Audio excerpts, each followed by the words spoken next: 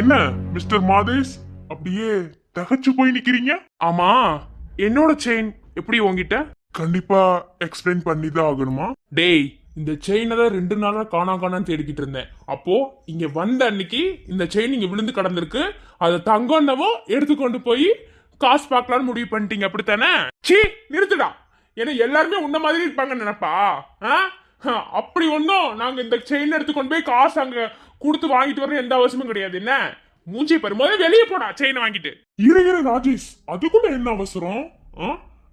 நான் சொன்னா இந்த செயின் எங்க இருந்துதான் எடுத்துன்னு நான் உங்ககிட்ட சொன்னா சொல்லுங்க. டேய், என்னதான்டா சொல்ல வர்ற? ஒண்ணுமே புரியலடா. ஒரு மாதிரி பொடி வச்சே பேசிக்கிட்டு இருக்க. என்ன, எப்படி இந்த செயின் உங்ககிட்ட வந்துச்சு?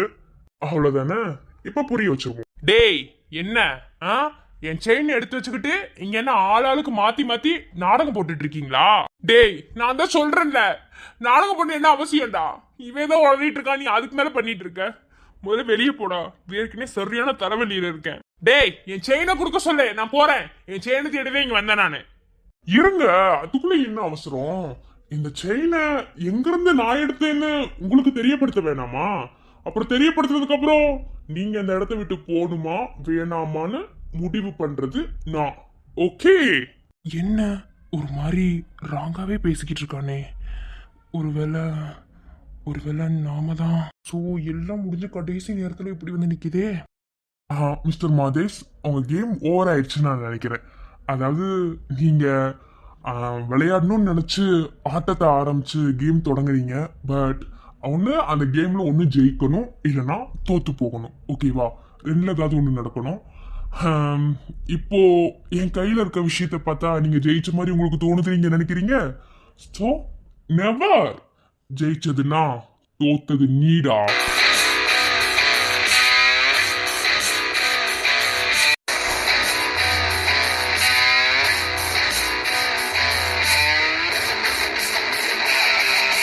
ஏய், என்னடா இருக்க மரியாதை குறைஞ்சுக்கிட்டே இருக்கு. டேய், அட்டங்குடா, அட்டங்கு. என்ன பாய மூடு. இனி நீ பேசவே கூடாது. நான் மட்டும்தான் இங்க பேசுவேன். பாய திறந்த எனக்கு ஒரு ஆத்திரத்துக்கு என்ன பண்ணுவேனே தெரியாது. கார்த்தி, என்னடா ஆச்சு? ஏன்டா அவன் அடிக்கிற? டே கார்த்தி, என்னாச்சு? எதுக்கு அவர் அடிக்கிற? இங்க நடந்த எல்லா பிரச்சனைக்கும் இவன் தான்டா காரணம்.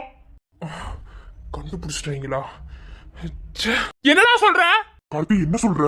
எத்தனை தடவை சொன்னேன், பொறுமையா யோசிங்கடா, அதுக்குள்ளேதான் ஆன்சர் கிடைக்கும்னு. நான் யோசிச்சேன், ஆன்சரை கண்டுபிடிச்சிட்டேன். இவர நான் 5 வருஷமா ஒருத்தனுக்கு இல்லாத பாசம் திடீர்னு வந்துருமா? சரி, திடீர்னு மறந்துன்னு வச்சுக்கிறேன், இல்லைன்னு சொல்லல. ஆனா நடிக்கிறதுக்கும் உண்மையா பாசத்தை காட்டுறதுக்கும் நிறைய வித்தியாசம் இருக்கு. என்ன, அதுல ஒரு ரகம் தான் ஓ அண்ணன். ஏண்டா, நீ அவனும் ஒரு தாய் வைத்த பிள்ளை தானே? இல்ல தெரியாம தான் கேக்குறேன். ஒரு 2 பேரும் ஒரே வயிற்றுல தானே பிறந்தீங்க. தொப்புள் கொடை உறவுடா. கொஞ்சம் கூட ஒரு எப்படி சொல்றது, ஒரு பரிதாபம் கூட உனக்கு இருக்காதா? என்னடா பண்ணி வச்சிருக்கான் வாழ்க்கையில? உனக்கு கோபம் இருக்கட்டும், நான் இல்லைன்னு சொல்லல. அதுக்காக அவன் வாழ்க்கையில இப்படிதான் விளையாடுவியா? எப்படி விளையாடி இருக்க உனக்கு தெரியுதா? தேவையில்லாத சீக்காருமோ. இப்ப நீ தான் அங்க என்ன நடந்துச்சுன்னு உண்மை எல்லாத்தையும் நீ சொல்ற. என்ன டேய், என்ன பைத்திய மாதிரி பேசிக்கிட்டு இருக்க? டேய், வாய மூடு. அவன் தான் பேசுறான்ல. நான் தான் முட்டாளு. எல்லாத்தையும் நம்பி ஏமாந்து போடுறான். என் பொண்டாட்டி எத்தனை தடவை சொன்னா, உன் வீட்டாளுகளை நம்பாதடா கேட்டிருந்தா நான் இன்னைக்கு உருப்படியா இருந்திருப்பேன். சி, என் ஃப்ரெண்டுக்கு தோணுது எனக்கு தோணாம போயிடுச்சுடா. டேய், என் செயினை வச்சிருந்தா உடனே உன்னோட வாழ்க்கையில் நடந்த பிரச்சனைக்கு நான் தான் காரணம் நீங்க சொல்லிடுவீங்களா? ஆமா, இந்த செயினுக்கும் உங்க வாழ்க்கையில் நடந்த பிரச்சனைக்கும் உன் பொண்டாட்டி வீட்டை விட்டு போனதுக்கும் எனக்கு என்ன சம்மந்தம் இருக்கு? முதல்ல இவனை தெளிவா சொல்லு. டேய், அது நீ தான் சொல்லணும். இப்போ இந்த செயின் எப்படி என் கைக்கு வந்துச்சுன்ற மட்டும் நான் சொல்லுவேன். ஆனா அன்னைக்கு ஹோட்டல்ல என்ன நடந்துச்சு இப்ப நீ தான் சொல்ற. என்ன, நீ சொல்லலன்னு வச்சுக்க, நீ இன்னைக்கு கார்த்தி யாருன்னு பாப்ப. என்ன பத்தி உனக்கு தெரியாது. எனக்கு கோபம் மட்டும் மண்டைக்கு இறைச்சு வச்சுக்க, கொலை பண்ண கூட தயங்க மாட்டேன். எனக்கு அந்த அளவுக்கு வரும். இப்போ நான் உன்கிட்ட கேக்குற கேள்விக்கு கரெக்டா பதில் சொல்றேன். என்ன, இப்ப இந்த செயின் எப்படி என் கைக்கு வந்து நான் சொல்றேன். அன்னைக்கும் பார்த்தோம், ஏதோ ஒரு ஆள் ஹெல்மெட் போட்டுட்டு இந்த சைடு கிராஸ் ஆச்சு. சம்பந்தமே இல்லாம ஒருத்தன் எதுக்கு நிக்கிற இடத்துல ஹெல்மெட் மாட்டிட்டு நிக்கணும்? என்னவா இருக்கும்? இப்ப நம்ம பார்க்கும் போதும் வேகமா போகுது இந்த உருவம். என்னவா இருக்கும்? சரி ஓகே பாப்போம். இந்த செயின் இதை நம்ம எங்கேயோ பார்த்துருக்கோமே. இதே மாதிரி ஒரு செயின், இதே மாதிரி ஒரு செயின். ஆ ஆ இதே மாதிரி செயின் அந்த ராஜேஷோட அண்ணன் போட்டிருந்த மாதிரியே இருந்துச்சே. அப்போ அப்போ அந்த ஹெல்மெட் மண்டை மாதேஷா? சும்மா சும்மா என் தம்பி மேலேயே பழிய போட்டுட்டு இருக்கீங்க. உங்க பொண்ணு மட்டும் யோகியமானவளா? சொல்லுங்க பாப்போம். என் மேல நம்பிக்கை இருந்தா அவன் ஏன்டா என்னை விட்டு போயிருக்க போறான். என் மேல அவனுக்கு நம்பிக்கை இல்லை தானே. அப்போ இத்தனை வருஷம் லவ் பண்ணது. டேய், உன் பொண்டாட்டிக்கு உன் கூட வாழணும்னு விருப்பம் இருந்திருந்தா அவ இருந்திருப்பா. எத்தனை பேர் கூட பழக்கம் இருந்திருக்கோ அதான் ஓடி போயிருப்பா. இங்க பாருங்க, சும்மா சும்மா என் தம்பி மட்டும் சொல்லிட்டு இருக்காதீங்க. என்ன இதுல உங்க பொண்ணுக்கும் சம்மந்தம் இருக்கு. சோ எதுக்குதான் இப்படி கத்திக்கிட்டே இருக்கீங்க? மனுஷ வீட்டுல நிம்மதியா இருக்க முடியுதா? எதுக்குதான் சண்டை போடுறீங்களோ? உன் பிரச்சனைக்கு இங்க பெரிய பிரச்சனையா இருக்கும் போல. அப்போ இங்க நடந்த எல்லா குழப்பத்துக்கு காரணம் அந்த மாதேஷ். ஓகே, போதுமா விளக்கம்? இல்ல இதுக்கு மேல ஏதாவது? டேய் என்ன? ராஜேஷ் இரு, உன் கோபம் ரொம்பவுமே நியாயமானதுதான். ஓகே, இப்போதைக்கு எனக்கு சில உண்மைகள் தேவைப்படுது. ஓகேவா? ஏன்னா சரியான ஆதாரத்தை உன் பொண்டாட்டிக்கு நான் எடுத்து காமிக்கணும். அதனால ஏன்னா இந்த பிரச்சனையிலிருந்து உன்னை வெளியே கொண்டு வரேன்னு சொன்னது நான் தான். என்ன, சரியான ஆதாரம் கிடைச்சதுக்கு அப்புறம் நீ ஆச்சும் உன் அண்ணனாச்சு. ஆனா பொறுமைங்கிறது ரொம்ப அவசியம். கொஞ்ச நேரம் இரு, அப்புறமா உன் கோவத்தை காட்டு. ஏண்டா நாயே, உன் கூட பிறந்ததை தாண்டி வேற என்னடா உனக்கு நான் பாவம் பண்ணேன்? எதுக்கு நான் என் வாழ்க்கையில் எப்படி விளையாடுன? என் பொண்டாட்டி மாசமா இருக்காடா, என் குழந்தைய வயிற்றுல சுமக்குறாடா. ஏன்டா இப்படி பண்ணுன? வெக்கமா இல்ல உனக்கெல்லாம்? எப்படி இப்படி ஒரு காரியத்தை செய்ய உனக்கு மனசுல ஃபர்ஸ்ட் துணிச்சல் வந்துச்சு? இங்க பாரு, நாங்கெல்லாம் என்னதான் ஒரு விளையாட்டுத்தனமா இல்ல கொஞ்சம் இதா இருந்தாலுமே நாங்க எங்க பொண்டாட்டிங்களுக்குலாம் உண்மையா தான் இருப்போம். ஏன்னா நாங்க எங்க பொண்டாட்டிகளுக்கு என்னைக்குமே துரோகம் செஞ்சதே கிடையாது. ஏன்னா நாங்க எல்லாருமே லவ் பண்ணி தான் கல்யாணம் பண்ணிருப்போம். நீ லவ் பண்ணி தான் கல்யாணம் பண்ணிருக்க. உங்க பொண்டாட்டி விரும்புவீங்க, அதுல கூட உனக்கு தெரிய வேணாமா ஒரு காதலோட வழி என்னன்னு? சரி, நான் சொல்லி முடிச்சிட்டேன். இந்த செயின் எங்க இருந்து நான் எடுத்தேன்னு அதுக்கான விளக்கமும் நான் கொடுத்துட்டேன். ஆக்சுவலா இந்த செயினை தேடி இந்த வீட்டுக்குள்ள நீ வரணும் அப்படின்ற அந்த எண்ணத்துல தான் நான் டோரை லாக் பண்ணியும் லாக் பண்ணாம போனேன். ஃபர்ஸ்ட் விஷயம். ரெண்டாவது, உள்ள வந்துட்டு உன்னை தேட விட்டுட்டு ஒரு ரியாக்ஷனை பார்த்தேன். ரெண்டாவது விஷயம், செயினை தேட விடுற மாதிரி தேட விட்டுட்டு உன்கிட்ட இருந்தே போட்டு வாங்கணும்னு நினைச்சது மூணாவது விஷயம். ஆனா 2 விஷயம் சக்சஸ்ஃபுல்லா முடிஞ்சது. மூணாவது விஷயம் இனிமே தான் நடக்க போகுது. சோ அன்னைக்கு ஹோட்டல்ல என்ன நடந்துச்சு எங்களுக்கு தெரியும். ராஜேஷ கவின் பக்கத்து ரூம்ல தான் போட்டுட்டு போனான். எப்படி ராஜேஷ் அந்த பொண்ணு ரூமுக்கு போனான்? இதுல உனக்கு மிகப்பெரிய சம்பந்தம் இருக்குன்னு எனக்கு தெரியும். சொல்லு. இப்ப நான் உங்ககிட்ட பொறுமையா தான் கேட்கிறேன். அதாவது கார்த்திகை 2 ரகம் இருக்கு. ஒண்ணு பொறுமையா கேட்கறது ஃபர்ஸ்ட் ரகம். ரெண்டாவது அடிச்சுட்டு கேட்கறது. நான் அடிச்சுட்டு கேட்டது வச்சுக்க, நீ உசுரோடையே இருக்க மாட்டேன். என்ன, நீ ராஜேஷோட அண்ணன் அப்படிங்கிறதுக்காக உங்ககிட்ட பொறுமையாவே கேட்கற. அன்னைக்கு ஹோட்டல்ல நடந்தது என்ன? ராஜேஷ் எப்படி அந்த பொண்ணு இருக்கிற ரூமுக்கு போனான்? இந்த 2 கேள்வி கரெக்டா நீ பதில் சொல்லிட்டீன்னா உன்னை விட்டுருவேன். இல்லையா நீ அப்புறம் இல்லைனாலும் ஒரு விட மாட்டேன். என்ன, ஏன்னா நீ பண்ணது எவ்வளவு கேவலமான செயல் தெரியுமா? ஒரு உன்னதமான உறவுக்குள்ள பிரிவை கொண்டு வந்திருக்க. நீ என்ன லவ் பண்ணியோ? இதுல உனக்கு ஒரு குழந்தை வேற. உன் குழந்தைய கூட இவன் பொண்டாட்டி தானே காப்பாத்திருக்கா. அது கூட உனக்கு தெரியல? டேய் என்னடா சொல்ற? ஆமாடா, அதான் உண்மை. எல்லாத்தையும் இவன் பொண்டாட்டி தான் சொன்னாங்க. சொல்லுடா, பதில் சொல்லு. நீ முறைச்சிட்டு நிக்கிறதுனால மட்டும் ஒன்னும் ஆக போறது இல்ல. முழுசா நடந்தாச்சு. இனி நீ எங்கிட்டு முக்காடு போடணும்னு நினைச்சா கூட தண்ணி ஒழுகதான் செய்யும். ஓகேவா? சோ உண்மை சொல்லு. அவனே, இப்ப மட்டும் நீ உண்மைய சொல்லல, நீ ராஜேஷ கொலகாரனா தான் பாப்ப. என்ன, அந்த அளவுக்கு நான் வெறியில இருக்கேன்டா, வெறியில இருக்கேன். கண்டுபிடிச்சிட்டீங்களா? சரி ஓகே. இதுக்கு மேல உண்மையை ஒத்துக்கலன்னா நான் மனுஷனே கிடையாது. மனுஷன் சொல்றதை விட எனக்கு என்ன மரியாதை? அதனால சொல்லிடுறேன். ஆமா,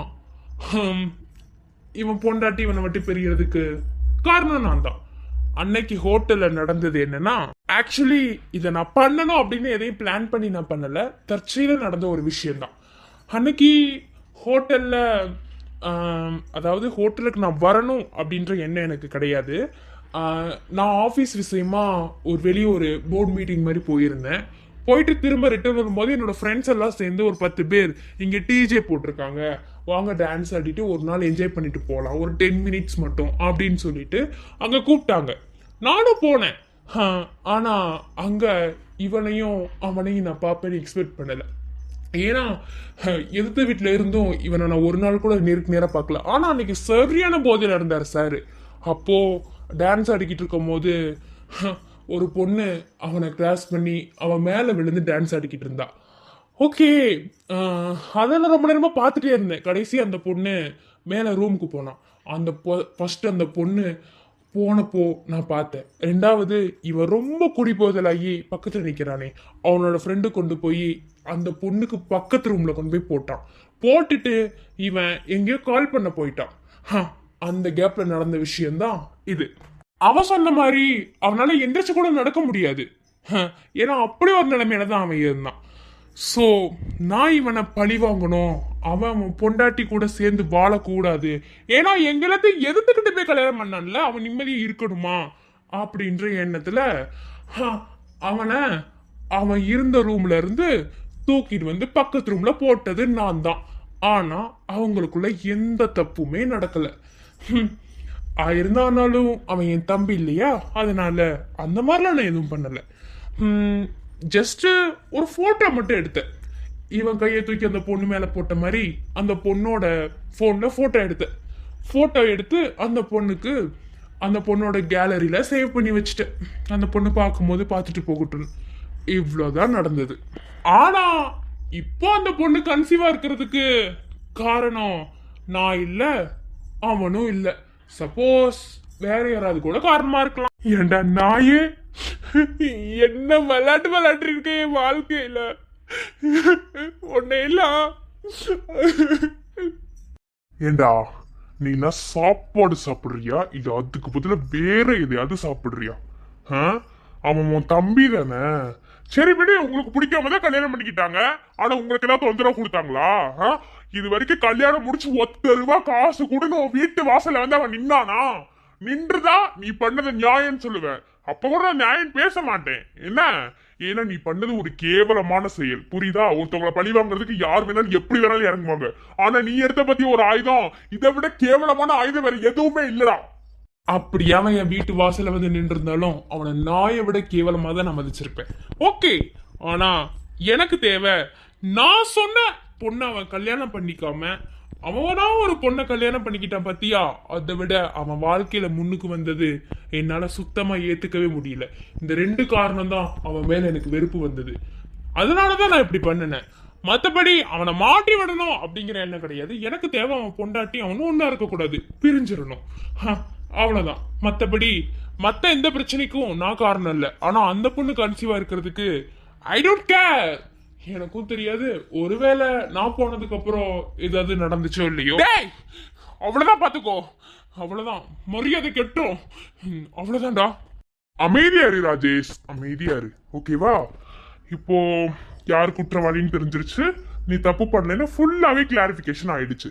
ஆனா இன்னும் நமக்கு இருக்கிற ஒரு கிளாரிபிகேஷன் என்னன்னா, அந்த பொண்ணு பிரெக்னென்ட். அந்த பொண்ணு நிஜமாவே பிரெக்னென்டா இருக்காளா இல்ல இதுக்கும் இவன் தான் காரணமா அப்படிங்கிறத ஹாஸ்பிட்டல்ல போய் நம்ம கன்ஃபார்ம் பண்ணிக்கலாம். ஓகே? அப்புறம் கவின், எல்லாத்தையும் ஓகே பண்ணிட்ட மச்சான், எல்லாத்தையும் பண்ணிட்டேன். ரெக்கார்ட் பண்ணிட்டேனா? அப்போ உனக்கும் தெரியுமா? நானும் கார்த்தியும் தான் இதை கண்டுபிடிச்சுதான் உன் அண்ணனை வீட்டுக்குள்ள வர வைக்கிறதுக்காக வீடை பூட்டியும் பூட்டாம வச்சுட்டு போனோம். கார்த்திஸ் வீடியோ எடுக்க சொன்னா இங்க நடந்து எல்லாமே வீடியோ எடுத்தாச்சு. எதிரியா இருந்தாலும் அவனுக்கு துரோகம் பண்றதுக்கு கொஞ்சம் யோசிப்பான்டா. ஆனா நீ கூட இருந்துகிட்டே கூட பிறந்துட்டு அவனுக்கு குழி தோண்டி இருக்க பத்தியா? உன்ன மாதிரி ஒரு அண்ணனை நான் எங்கேயுமே பார்த்தது கிடையாது. வெக்கமா இல்ல? இந்த பொழப்புக்கு போய் நாண்டுகிட்டு தொங்குன்னு சொல்ற உன்னைய. இரு இன்னும் முழுசா உண்மை தெரியல. அந்த பொண்ணு பிரெக்னன்ட்டுக்கு யாரு காரணம் தெரியட்டும், அப்புறம் இருக்கு அப்புறம் பாப்ப. அது வரைக்கும் இந்த இடத்த விட்டு ஒரு அடி நகர்ந்த நீ அவ்வளவுதான். என்ன, இப்ப இந்த ரூம்குள்ள உன்னை விட்டு பூட்டிட்டு போவேன். நான் வர்ற வரைக்கும், போயிட்டு திரும்ப வர்ற வரைக்கும் இந்த ரூமை விட்டு எங்கேயாவது நகர்ந்தேன்னு வச்சுக்க, அவ்வளவுதான். என்னங்கடா உங்களுக்கு தேவை உண்மைதானே? அதான் நான் சொல்லிட்டேனே, இதுக்கு மேல என்ன பண்ணணும்? அவ்வளவுதான். எஸ்கியூஸ் மீ, உண்மையை சொன்னா மட்டும் அதுக்கான தக்க தண்டனை தர வேணாம். தப்பு பண்ணிருக்கீங்கல்ல. எவ்வளவு அழுதுப்பாங்க ரெண்டு பேரும். இப்போ இவனை பிரிஞ்சு அந்த பொண்ணா, அவன் அந்த பொண்ணை பிரிஞ்சு இவனும், ரெண்டு பேரும் இதுக்கெல்லாம் ஒரு பதில் கிடைக்க வேணாம். சோ கண்டிப்பா உங்களுக்கு தகுந்த பதிலடி கொடுக்கணும். அதனால நாங்க போயிட்டு வர வரைக்கும் இந்த ரூமை விட்டு ஒரு அடி எடுத்து வைக்க கூடாது. போயிட்டு திரும்ப வருவோம். எக்ஸ்கியூஸ் மீ, எதுக்கு அழுதுகிட்டே இருக்கீங்க? வந்ததுலேருந்து அழுதுகிட்டே தான் இருக்கீங்க. எனக்கு தாங்க என் பிரச்சனை என்னன்னு தெரியும். டாக்டர் ஸ்கேன் எடுக்க சொன்னாங்க. அதான் என்ன பிரச்சனைன்னு கேட்குறேன். ஸ்கேன் எடுக்க சொன்னாங்கன்னு தெரியும். உங்கள் ஹஸ்பண்ட் வரல? இல்லை சிஸ்டர், எனக்கு இன்னும் மேரேஜ் ஆகல. வாட்? மேரேஜ் ஆகாமலே ப்ரெக்னெண்ட்டா? படிக்கிறீங்களா? ஆமாம் சிஸ்டர், காலேஜ் தேர்ட் இயர் படிக்கிறேன். டாக்டர் ஸ்கேன் எடுக்க சொன்னாங்க. சாமி, காலேஜ் தேர்ட் இயர் படிக்கும் போது ப்ரெக்னெண்ட்டா? உங்களால் என்னத்தை சொல்கிறதுன்னு எனக்கு தெரியல. சிஸ்டர் ஒரு நிமிஷம். என்ன? Pregnancy kit. இதை அவங்க டாக்டர் கிட்ட காட்ட சொன்னாங்க. எங்க கொடுங்க. ஆமாம், இது பேர் என்ன சொன்னீங்க? Pregnancy kit doctor. இதை வாங்கி தான் செக் பண்ணேன். அதில் தான் பாசிட்டிவ் வந்திருக்கு. ஆனால் டாக்டர் கிட்ட செக் பண்ண வந்திருக்கு. அதான் ஸ்கேன் பண்ண சொன்னாங்க. காலேஜ் படிக்கிறேன்னு தானே சொன்னீங்க? உங்களெல்லாம் வச்சு என்னதான் பண்றதுனே தெரியல. ஒரு பொருள் கூட எப்படி வாங்கணும்னு தெரியல. அப்படித்தானே? வந்து தொலைங்க, என்ன பண்றதுதான் தெரியல. வாங்க. ப்ளீஸ் சிஸ்டர், திட்டாதீங்க. அது பிரெக்னன்சி கிட் தானே? ஆமாம்மா, பிரெக்னன்சி கிட் தான். வாங்க. இப்படி நம்மளே எல்லாத்தையும் வர சொல்லிட்டு இவங்க உள்ள என்னதான் பண்றாங்கன்னு தெரியலையே. இதுதான் பெரிய குண்டா தூக்கி போட்ட மாதிரி இருக்கே. உள்ள செக்அப் பண்ண கூட்டு போயிருக்காங்கல்ல. இப்போ பிரீத்தியவும் காணோம். இந்த பொண்ணு பிரெக்னெண்டா இருக்கான்னு சொல்றாங்க. இப்போ ஹாஸ்பிட்டலுக்கு வந்திருக்கோம். ஒண்ணுமே புரியலடி. அந்த பொண்ணு கன்சீவா இருக்கிறதுக்கு ராஜேஷ் தான் காரணமா இருப்பாரு நீங்க நம்புறீங்களா? லூசு, அப்படி இல்லடி, சொல்றது உனக்கு புரியும். ராஜேஷ் அப்படிப்பட்டவன் கிடையாதுமா. இதுல வேற ஏதோ கோல்மால் இருக்கு. கரெக்டா சொன்னேன். இப்பதானே உள்ள செக்அப் கூட்டிட்டு போயிருக்காங்க. ஸ்கேன் பண்ணிட்டு அப்புறம் வந்து டாக்டர் ரிசல்ட் சொல்லுவாங்க. அப்போ பார்ப்போம். என்ன ராஜேஷ், கார்த்தினா, சஞ்சு எல்லாருமே இருக்காங்க. இவங்களாம் ஹாஸ்பிட்டல்ல. ஒருவேளை நம்மளை பத்தி தான் விசாரிக்க டாக்டர் தான் சொல்லியிருப்பாங்களா? நம்ம வெளியே போவேனா, மறைஞ்சே நிக்கலாம்.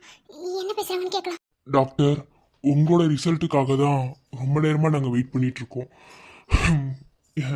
நீங்க கொடுக்க போற அந்த ரிசல்ட் தான் லாஸ்ட் ரிசல்ட்னு கூட நாங்க நினைச்சுப்போம்.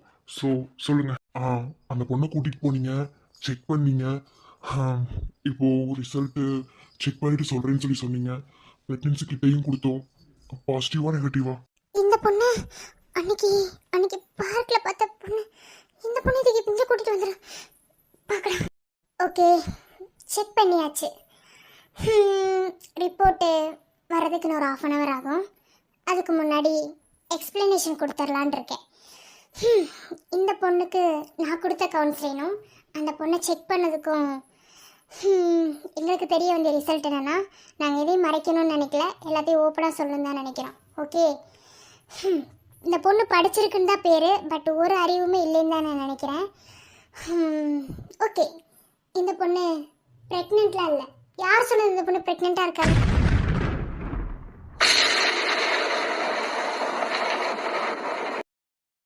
டாக்டர் பொறுங்கம்மா, வரேன். இங்கே பாருங்க, இந்த பொண்ணை ஃபுல்லாக ஸ்கேன் பண்ணிட்டேன், செக் பண்ணிட்டேன். நார்மலாக ஒரு ப்ரெக்னென்சிக்கு என்னென்ன செக் பண்ணுவாங்களோ அது எல்லாமே பண்ணிட்டேன். பட் அந்த பொண்ணுக்கு இப்போ எதையுமே பண்ணக்கூடாது. ஏன்னா அந்த பொண்ணு வயிற்றில் குழந்தை இல்லை. நார்மலாக ப்ரெக்னெண்ட்டாக இருக்கவங்க 3 month ஆகிற வரைக்கும், அந்த குழந்தைக்கு ஹார்ட் பீட் வர வரைக்கும் எந்த ஒரு இதையுமே நாங்கள் செய்ய மாட்டோம்.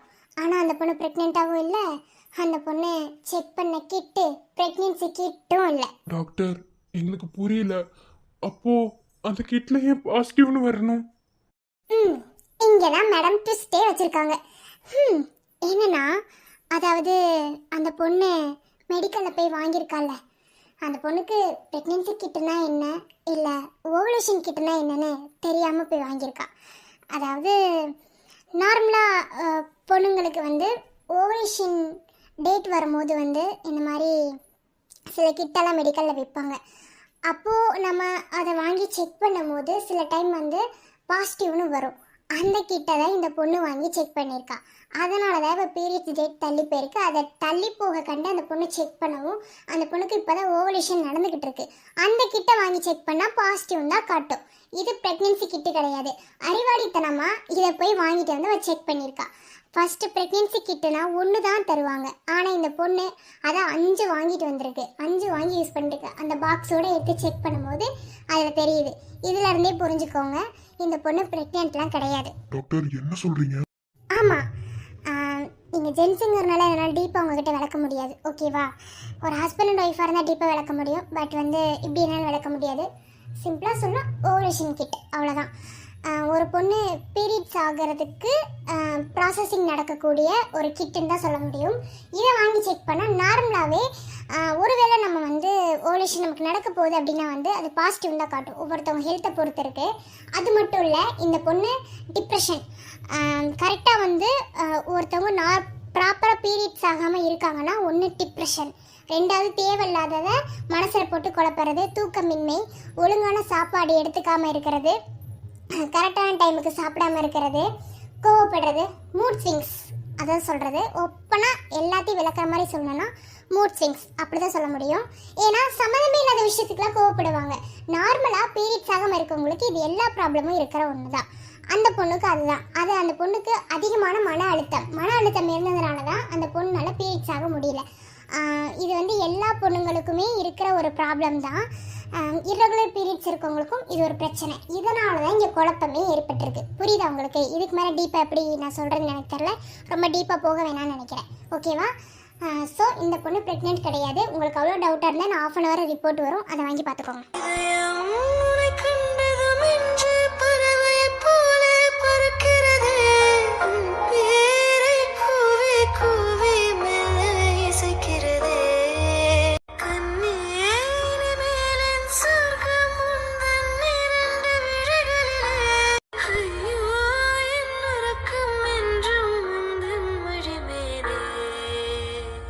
உங்களுக்குள்ள என்ன பிரச்சனை அப்படிங்கிறது எனக்கு தெரியாது.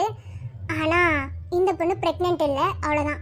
அந்த கிட்டுக்கான விளக்கமும் சொல்லிட்டேன். அந்த பொண்ணு ப்ரெக்னென்ட்டாகவும் இல்லை. உங்களுக்கு அவ்வளோ டவுட்டாக இருந்தால் இன்னும் 1/2 hourல ரிப்போர்ட் வரும், அதை வாங்கி செக் பண்ணிக்கோங்க. நான் பொய் சொல்கிறேன்னா உண்மையை சொல்கிறேன். நான் பொய் சொல்ல வேண்டிய எந்த அவசியம் இல்லை. ப்ரெக்னென்சி இந்த விஷயத்தில் வந்து பொய் சொல்கிறது ஒரு டாக்டர் பண்ணுற கேவலமான செயல். ஸோ அதை நான் செய்யவே மாட்டேன். சொல்லக்கூடாதுன்னா எதுவும் இல்லை டாக்டர்.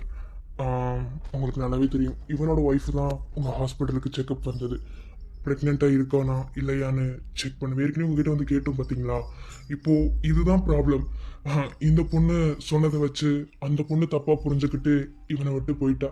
ஆனால் இது எல்லாத்துக்குமே காரணம் இதோ நிற்கிறானே, இவனோட அண்ணன் தான். இப்போதான் அந்த உண்மையவே நாங்கள் கண்டுபிடிச்சோம். எல்லாமே ஒரு ட்ராமா கிரியேட் பண்ணி தேவையில்லாமல் இவங்க வாழ்க்கைக்குள்ள பிரச்சனையை கொண்டு வரணும்னு அவங்க அண்ணன் பண்ண வேலை. இது தெரியாமல் அந்த பொண்ணு கோச்சிட்டு போயிடுச்சு. திரும்ப வந்தால் கூட நாங்கள் இந்த மாதிரிலாம் நடந்துச்சு அப்படின்னு இதை நாங்கள் ப்ரூஃபாக எடுத்து காட்டினா கூட அந்த பொண்ணு நம்புமான்னு தெரியல. அதாவது அந்த பொண்ணு நாங்கள் தப்பு சொல்ல விரும்பல. இவ்வளோ தூரம் லவ் பண்ணிட்டு புருஷனை நம்பாமல் போயிட்டாலேன்னு அப்படியும் நாங்கள் சொல்ல விரும்பல.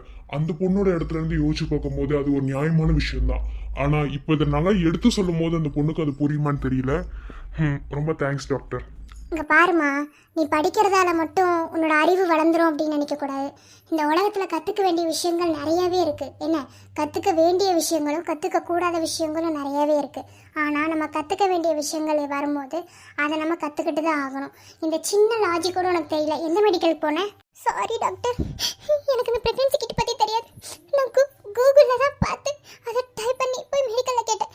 காலேஜ் பக்கத்தில் இருக்கிற ஏவிஎஸ் மெடிக்கலில் தான். ஏவிஎஸ் மெடிக்கல் இப்போ தான் அங்கே ஒரு பொண்ணு நியூவாக ஜாயின் பண்ணதாக கேள்விப்பட்டேன். நான் என்னடா ஒரு டாக்டராக வந்து எல்லா மெடிக்கலை பற்றி தெரிஞ்சு வச்சுருக்காங்க அப்படின்னு யோசிப்பேன். பட் வந்து இந்த மாதிரி விஷயங்களை வந்து தெரிஞ்சுக்கிறதுல தப்பு இல்லைன்னு தெரிஞ்சு வச்சுப்பேன். புதுசாக போயிட்டுருக்க அந்த பொண்ணுக்கிட்ட போய் நீ கேட்டிருந்துருக்க. அந்த பொண்ணு ப்ரெக்னென்சி கிட்டனவும் உனக்கு ஓவலேஷன் கிட்ட தூக்கி கொடுத்துருக்கா.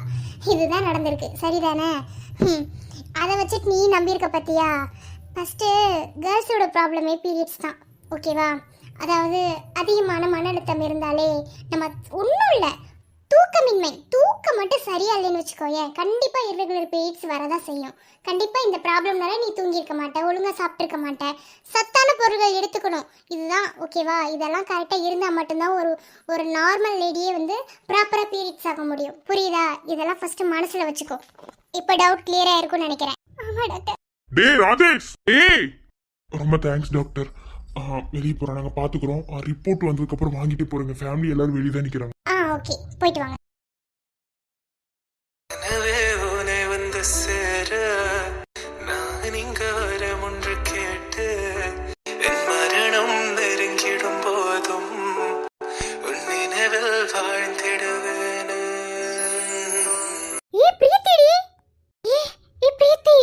அப்பாடா, ஒரு வழியா வந்துருச்சே. என்ன நடந்திருக்கும்? இந்த பொண்ணு ராஜேஷ் பார்த்து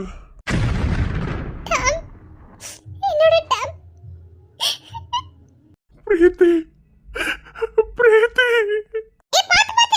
ராஜேஷ்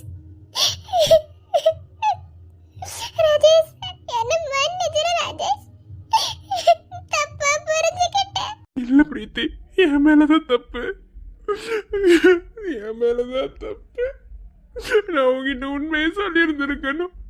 மறைச்சது என் தப்பு. சாரிடி. இத்தனை நாளா எங்கடி போன என்ன விட்டு? இல்லாம என்னால இருக்கவே முடியல பிரீத்தி. இல்ல, தப்பு என் மேலதான். உன்னை புரிஞ்சுக்காம நடந்துக்கிட்டது என்னோட தப்புதான். என்ன மன்னிச்சிரு ராஜேஷ். ராஜேஷ், என்ன பாரு. உன்னை இவ்வளவு நாளா நான் கஷ்டப்படுத்திட்டேன்ல. என்ன மன்னிச்சிரு ராஜேஷ். எனக்கெல்லாம் மன்னிப்பே கிடைக்க கூடாது. உன்னை நான் நம்பல. என்ன மன்னிச்சிருடா. நான் உன்கிட்ட ஒரு சந்தோஷமான விஷயம் சொல்லணும்னு சொன்னேன்ல. அது என்ன தெரியுமா ராஜேஷ்? இது வரைக்கும் நம்ம 2 பேரும் தான் ஒரு உறவா இருந்தோம். இப்ப நமக்கு ஒரு புது உறவு. குட்டிச்செரியோ டாமோ, சரிதானே? நீ அம்மா, நான் அப்பா, அதானே? எப்படிடா உனக்கு தெரியும்? இத சொல்லலாம்டா உன்னை பார்க்க வந்து. அதுக்குள்ள என்னென்னமோ நடந்துருச்சு. நான் அம்மா, நீ அப்பா. உன்னோட குட்டி பாப்பா என் வயித்துல. அப்பா, ஒரு வழியா சேர்ந்தாச்சு. எருமை மாடு கள்ளி எங்க இருந்தாலும் எத்தனை நாளா? நான் அம்மாவான சந்தோஷத்தை உன்கிட்ட சொல்ல வர்றதுக்குள்ள என் சந்தோஷத்தை என்ன கடவுள் பறிச்சுட்டாருன்னு நினைச்சேன். ஆனா தப்பா புரிஞ்சுக்கிட்டது நான் தான். நான் அம்மாவாயிட்டேன்டா.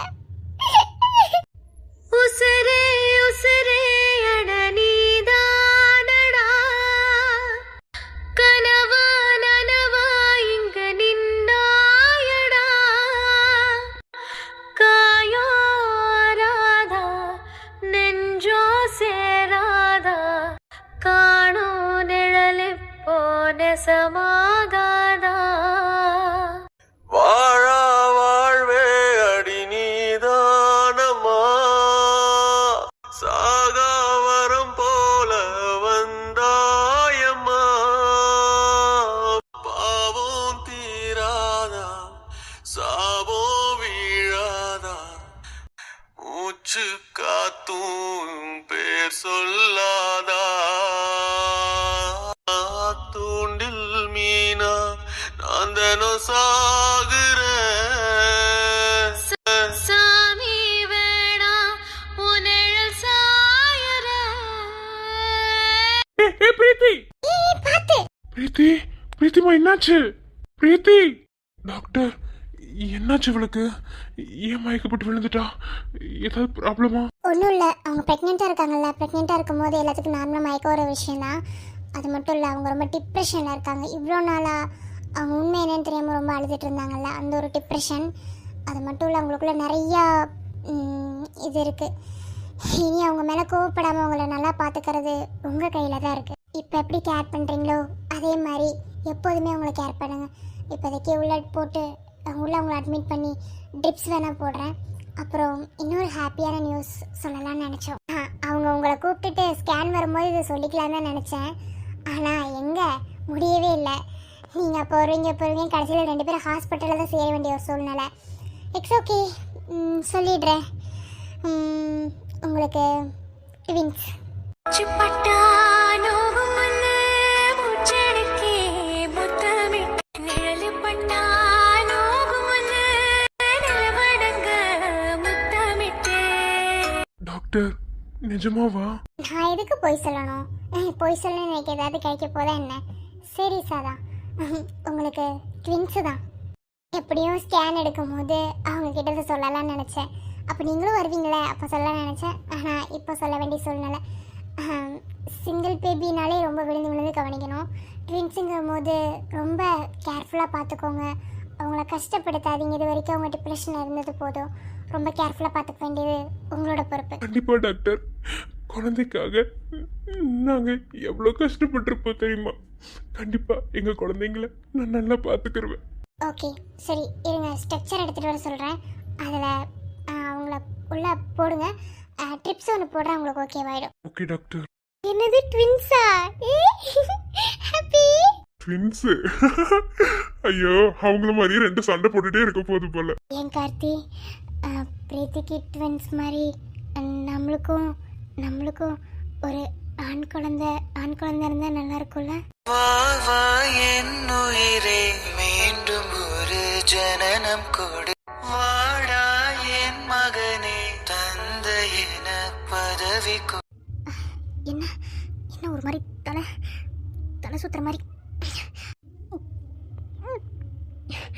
ஐயோ என்னாச்சு நம்மளுக்கு? எதுக்கு இப்படி தலை? ஹாய் கார்த்திக், எப்படி இருக்கீங்க? பார்த்தே ரொம்ப நாள் ஆச்சு. நல்லா இருக்கேன் டாக்டர். எனக்கு என்ன அப்புறம் கேட்கணும்னு நினச்சேன். ஃபஸ்ட்டு அபாஷனுக்கு அப்புறம் உங்கள் ஒய்ஃப் எப்படி இருக்காங்க? இன்ன வரைக்கும் உங்களுக்கு உண்மை எதுவும் தெரியாதுல்ல? இல்லை டாக்டர், எதுவும் தெரியாது. இது வரைக்கும் மறைச்சிக்கிட்டே தான் இருக்கும், எதையும் சொல்லலை. இப்போ உங்கள் ஹெல்த் கண்டிஷனில் ஓகே தானே? ஒன்றும் ப்ராப்ளம் இல்லையே? அதெல்லாம் ஒன்றும் இல்லை டாக்டர். ஆனால் இப்போ கூட கொஞ்ச நேரத்துக்கு முன்னாடி கூட நமக்கு ஒரு குழந்தை இருந்தால் எப்படி இருக்கும்னு கேட்டா ஒரு மாதிரி ரொம்ப டிப்ரெட் ஆயிடுச்சு. புரியுது. என்ன பண்ண சொல்கிறீங்க?